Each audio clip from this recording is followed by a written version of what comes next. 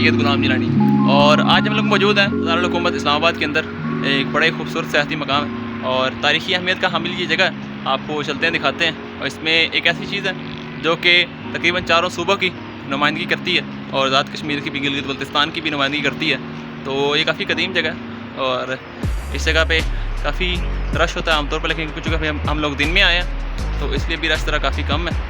तो आइए चलते हैं, आपको दिखाते हैं अंदर क्या सूरत हाल है। वीडियो शुरू करने से पहले आपसे एक हम्बली रिक्वेस्ट है, अगर आपको हमारी वीडियो पसंद आए हमारी वीडियो को लाइक करें, हमारे चैनल को सब्सक्राइब करें और शेयर करें।